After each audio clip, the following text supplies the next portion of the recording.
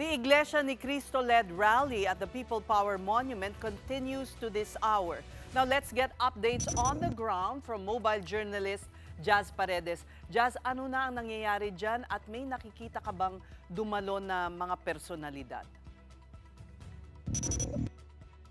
Yes, sis, hanggang ngayon ay patuloy pa rin ang sinasagawang programa ng Iglesia ni Cristo kaugnay ng kanilang flash rally bilang pagsuporta nga kay Senador Rodante Marcoleta. Kung naririnig nyo sa aking background, ay patuloy nga yung kanilang chant at kanina kasasabi lang nila patuloy yung kanilang pagsigaw na We Are One. Until now, ongoing yung program. At kanina ay meron pang kantahan at meron mga ilang tagtalumpati. Ilan sa mga personalidad na ating nakita kanina dumating is si dating Congressman Mike Defensor, First Batangas, First District Leander Leviste, Senate President Alan Peter Cayetano. Ilan sa kanyang mga sinabi sa kanyang talumpati kanina, ayon sa kanya ay ito daw ay sakripisyo para umabsent, magutom, hindi daw maliit na bagay daw ang gumiting dito at para magkaisa. At ayon sa kanya ay pasensya na daw dahil nga natatraffic. Pero ang protesto daw ito ay inconvenience para magising daw tayong lahat sa nangyayari. At sinabi niya kanina na may iba daw minority senator sa dadalo sa IMC rally. Ngunit sa mga oras na ito, after Senate President Alan Peter Cayetano ay wala pang other personalities na dumating. Kasi sunod yan, ayan sis, marinig ko sa aking background ay patuloy yung kanilang chat at yung kanilang call for transparency, accountability, and justice. And hanggang ngayon, ongoing pa rin ang kanilang program. Sabi nga nila kanina ay walang uuwi. Sis. Jazz, nagkaroon ng konting aberya kaninang umaga o tanghali. May mga nahuli ba? Anong nangyari doon? Yes, sis, apat ang inaresto kaugnay nga ng biglaang rally kanina ng mga membro ng Iglesia ni Cristo. At kabilang nga dito ang bus driver na umabante para harangan ng EDSA. At naatrasan pa nito ang isang policewoman. Isa pa dito, dinampot din ang lalaki nga nanuntok umano ng pulis. Gayon din ang ilang nagpoprotestang sinasabing ang hindi nagpaawat sa gitna ng tulakan. Ngunit giningit naman ng NCRPO sa kabila ganitong onting aberya and altercations ay may tuturing pa rin daw na payapa at wala pang naitatalang untoward incident as of this moment. Sis. Ang tanong, Jazz, ay hanggang kailan magtatagal ang rally? Sabi mo nga walang uuwi ngayong gabi. So hanggang bukas ng gabi ba sila o ilang araw pa yan?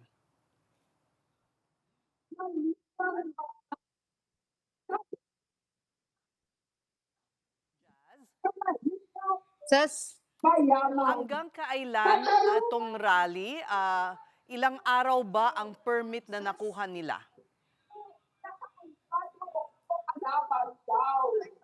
Yes, sis, sa ngayon, sa oras na ito for the state, hindi natin alam kung anong oras ina-expect mag-wrap up itong kanilang rally. Pero kaugnay nga yan ay nakapag-secure na ng permit na gaganapin para sa rally bukas. Yan ay gaganapin mula 8 a.m. hanggang 8 p.m. sa White Plains Avenue, Temple Drive in Quezon City. At kasunod yan, wala daw no total road closures daw ang nangyayari during the activity. At cleanliness and orderliness should be observed. Oras daw na hindi ito masunod, ay posible daw ma-cancel o ma-revoke yung kanilang permit. Kaugnay pa dyan yun, sis, ay hindi daw dapat lalagpas sa 100,000 na katao yung dadalo sa aktibidad. At lahat ng vehicles na nasa EDSA daw na nakapark ay dapat din maalis na. At sa ngayon, ongoing pa rin nga, sis, kung sa kanilang permit bukas, 8 a.m. to 8 p.m., but now, we don't see it wrapping up at this hour. So, abangan natin kung hanggang anong oras pa. But, sis, may mga naririnig din tayong impormasyon kanina na inanunsyo rin kanina na posibleng dumating nga si Senador Rodante Marcoleta. But ito ay hindi pa confirm, but inaantay din natin na baka posibleng dumating din siya kaya hindi pa rin nara-wrap up itong kanilang programa ngayong gabi. Sis. Jazz, balikan natin yung pangyayari nung nagsimula itong rally na sorpresa ang lahat. Paano nagkumpul-kumpul ang mga rallyista dyan sa People Power Monument at saka dyan sa Temple Drive at White Plains Avenue ng mabilisan? Yes, so as early as 4 a.m. nga ng madaling araw kanina, ay nagsimula na ngang mag-accumulate yung mga tao from the members of the INC dito nga sa White Plains at dito din sa nearby the People Power Monument. Although noong una, just hindi pa identified kung sino-sino ba yung mga taong dumarating at ano yung kanilang purpose dahil nga it was only revealed later within the day na ang kanila palang pagdating at kanilang purpose ay itong suporta kay Senador Rodante Marcoleta. Sa ngayon, kung babalikan natin sa kanina, throughout the day, nung nagsimula sa 600, a few people, hanggang sa umabot na ng 2,000, 4,000, 6,000, 8,000, and as of the last update, ay nasa mahigit 13,000 na yung bilang ng mga tao dito. At matapos nga yung i-flash rally na yan, which is confirmed kanina ng Quezon City Government na walang permit, this was an emergency rally talaga. And may nakausap din tayo kanina from the rallies na on their end, this was really an emergency rally at as early as 1 a.m. daw kanina lamang nila nalaman yung na plano itong rally kaya talagang biglaan daw ito. At agad naman ito inirespondehan ng PNP personnel na ang pagkakaalam natin ay as of 4 p.m. ay 6,500 ang nakadeploy.